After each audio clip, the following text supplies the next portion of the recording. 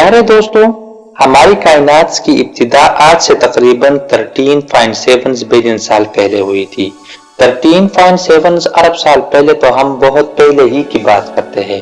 अगर आप उसकी कंपैरिजन अर्थ के साथ कर ले जहाँ पे आप रहते हैं, तो हमारी जमीन तो तकरीबन 4.5 बिलियन साल पहले ही की बात है। तो लगभग सोलर सिस्टम भी इस कैटेगरी में आता है। दोस्तों, अगर हम सोचें तो जहन में सवाल तो पैदा होता है कि हमें ये कैसे पता चला कि हमारी कायनात की इब्तिदा हुई थी बिग बैंग से। तो आइए बात करते हैं, हमारे साथ कोई प्रूफ है, कोई एविडेंस है कि उसमें हम साबित कर सकते हैं कि बिल्कुल यूनिवर्स की आगाज जो है वो बिग बैंग से हुई थी। तो दोस्तों, अगर आपको बिग बैंग थ्योरी के बारे में कोई आइडिया ज़हन में नहीं है, तो हमारे चैनल पे पहले ही से उसका मेन आइडिया यानी मेन कांसेप्ट की वीडियो अपलोडेड है। लिंक डिस्क्रिप्शन में मिल जाएगा, आप वहां से फॉलो कर सकते हैं। तो दोस्तों, चलते हैं एविडेंस की तरफ, जहां पे हम आज 3 एविडेंस डिस्कस करेंगे, जिसमें सबसे पहला एविडेंस जो है वो है expanding universe hypothesis. Second evidence है न्यूक्लियोसिंथेसिस, जिसको फॉर्मेशन ऑफ द एलिमेंट्स भी कहते हैं। थर्ड जो है वो है कॉस्मिक माइक्रोवेव्स बैकग्राउंड रेडिएशन, जिसको CMBR कहा जाता है। इन 3 एविडेंस ये साबित करता है कि कायनात की इब्तिदा बिल्कुल बिग बैंग से हुई है। तो चलते हैं पहले एविडेंस की तरफ। शुरू में समझा जाता था कि हमारी कायनात जो है वो स्टैटिक है, यानी गैलेक्सी स्टार जो है ये सब अपनी जगह मौजूद है। लेकिन ऐसा बिल्कुल नहीं था, क्योंकि वक्त के साथ साथ साइंस ने बहुत तरक्की की थी, टेलीस्कोप इजाद किए थे। तो इसके जरिए स्टडी करना शुरू किए कि हमारे कायनात जो है वो स्टैटिक नहीं है, बल्कि ये फैल रहा है, यानी एक्सपेंड हो रहा है। उस वजह से इस हाइपोथेसिस को भी एक्सपेंडिंग यूनिवर्स हाइपोथेसिस कहते हैं। दोस्तों, बिग बैंग थ्योरी को सबसे ज्यादा सपोर्ट एडविन हबल ने दी थी कि 1920 में उन्होंने टेलीस्कोप्स के जरिए ऑब्जर्व किया था कि यूनिवर्स जो है वो एक्सपेंड हो रहे हैं, यानी ये जो गैलेक्सीज है, सन्स है, स्टार्स है, ये एक दूसरे से दूर होते जा रहे हैं। दरमियान में जो स्पेस है वो बढ़ता जा रहा है, जो टेलीस्कोप्स के जरिए ऑब्जर्व की गई थी। उस टेलीस्कोप को भी हबल टेलीस्कोप्स का नाम दिया गया था।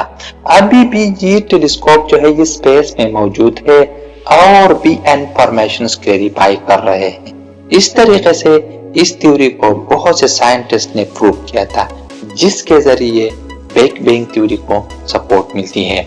प्यारे दोस्तों, चलते हैं सेकंड एविडेंस की तरफ, न्यूक्लियोसिंथेसिस यानी फॉर्मेशन ऑफ द एलिमेंट या फॉर्मेशन ऑफ द न्यूक्लियस। दोस्तों, बिग बैंग थ्योरी से पहले कोई भी एलिमेंट एग्जिस्ट नहीं करता।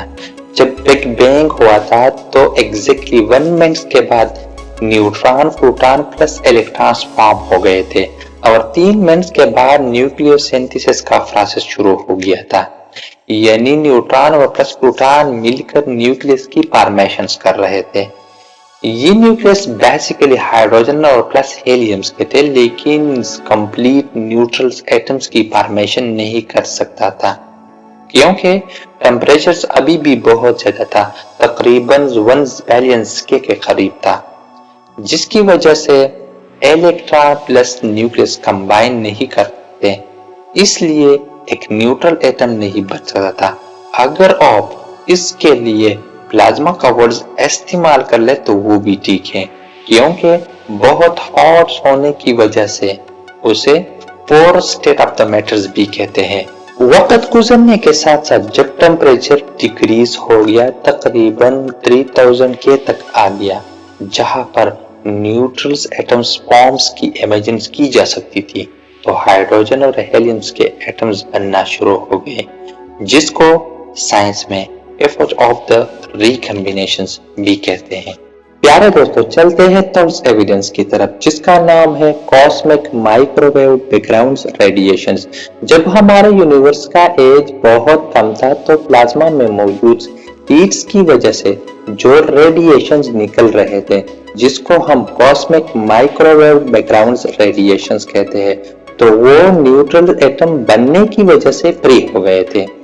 इस एविडेंस में हमें ये साबित होता है कि हमारे यूनिवर्स की क्रिएशंस बिल्कुल बिग बैंग से हुई थी।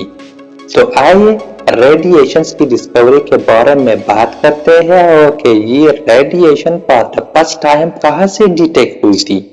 इसकी कहानी जो है वो इंतहाई दिलचस्प है, क्योंकि इसमें एक्सपेरिमेंट्स के बाद कंप्लीटली बिग बैंग थ्योरी को तकवीत मिलती है। इन दोनों साइंटिस्ट, एक का नाम आर्नो पेंजिया था और दूसरे का नाम रॉबर्ट विलियमसन था। इस एक्सपेरिमेंट्स के बाद उन दोनों को 1978 में नोबेल प्राइज भी मिला था। तो चलते हैं डिस्कवरी की तरफ। 1965 के दौरान टू साइंटिस्ट, एक का नाम आर्नो पेंजिया और दूसरे का नाम रॉबर्ट विलियम्स थे। उन्होंने सैटेलाइट से आने वाले रेडिएशंस को डिटेक्ट करने के लिए एक एंटीना डिजाइन किया था। एक्सपेरिमेंट्स के दौरान उन्होंने एंटीना के थ्रू अजीब सी नॉइस रेडिएशंस डिटेक्ट किए थे, जिसको नाम दिया गया था कॉस्मिक माइक्रोवेव बैकग्राउंड रेडिएशंस। तो उन दोनों को ये समझ में नहीं आ रहा था, क्योंकि ये जो रेडिएशंस है ये राउंडेड थे, हर तरफ से ये डिटेक्ट हो रहे थे। तो वो कंप्लीटली कंफ्यूजन का शिकार हो गए थे। लेकिन इनको ये तो मालूम था कि ये रेडिएशन सन, स्टार और गैलेक्सी की नहीं है। तो उस वक्त प्रिंस यूनिवर्सिटी में CMBR पर रिसर्च हो रहे थे, यानी कॉस्मिक माइक्रोवेव बैकग्राउंड रेडिएशंस पर रिसर्च हो रहे थे, और इसको लीड कर रहे थे एक और साइंटिस्ट जिसका नाम था रॉबर्ट टेके, जो कि बिग बैंग थ्योरी के एविडेंसेस पर काम कर रहे थे। तो उन्होंने इन दोनों साइंटिस्ट के साथ कांटेक्ट किया था, जिसकी वजह से उन्होंने इसको एक्सपेरिमेंटली प्रूव किया था कि ये जो रेडिएशंस है, यानी CMBR यानी कॉस्मिक माइक्रोवेव बैकग्राउंड रेडिएशंस, ये उस वक्त की रेडिएशंस है जिस वक्त हमारे यूनिवर्स की एज बहुत कम थी।